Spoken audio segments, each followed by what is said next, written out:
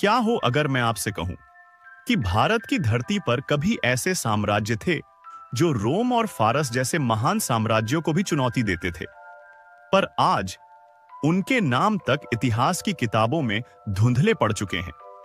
ये वो भूले बिसरे साम्राज्य हैं जिनके योद्धाओं की तलवारों ने बिजली की तरह चमक बिखेरी, जिनकी सभ्यताएं सोने जैसी समृद्ध थीं और जिनकी संस्कृति ने पूरी दुनिया को प्रेरणा दी, लेकिन जिन्हें इतिहास ने लगभग मिटा दिया। दक्षिण भारत की भूमि पर जन्मा था चोल साम्राज्य, एक ऐसा राजवंश जो सिर्फ जमीन पर नहीं बल्कि समुद्रों पर भी राज करता था। राजराज चोल और राजेंद्र चोल ने भारत से लेकर इंडोनेशिया तक अपना प्रभाव फैलाया। उनका नौसेना बेड़ा इतना विशाल था कि उसे समुद्र का शेर कहा जाता था। उनके मंदिर जैसे तंजावुर का बृहदेश्वर मंदिर आज भी उस गौरव की गवाही देते हैं, लेकिन आज उनके जहाजों की गूंज बस लहरों में खो चुकी है। दूसरी सदी में जब रोमनों और यूनानियों के जहाज भारत की ओर आते थे, तब यहां शासन करता था सातवाहन साम्राज्य। उनके शासन में भारत व्यापार का केंद्र था। सोना, मसाले, रेशम और रत्न सब यहीं से दुनिया भर में जाते थे। सातवाहन सिर्फ योद्धा नहीं थे, वे कलाकार और व्यापारी भी थे। उन्होंने अजंता एलोरा जैसी गुफाओं को संवारने में भूमिका निभाई। उनके शासन में भारत वैश्विक केंद्र था।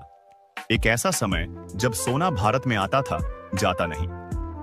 कभी पश्चिमी भारत की रेत में भी ऐसे योद्धा जो तूफानों से लड़ते थे, कच्छ और सिंध के शूरवीर। उन्होंने अरब और फारस के आक्रमणों के सामने सदियों तक अपनी भूमि की रक्षा की।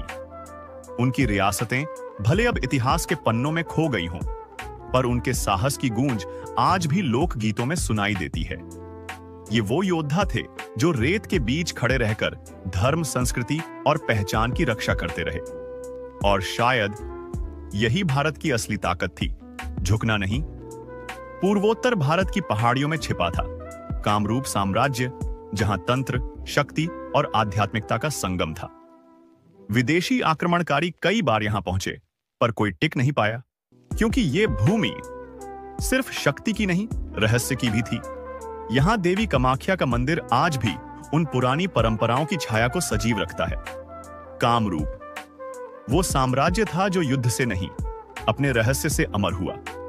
भारत के ये भूले बिसरे साम्राज्य शायद अब इतिहास की धूल में दब गए हैं, लेकिन उनकी आत्मा अब भी इस मिट्टी में सांस लेती है।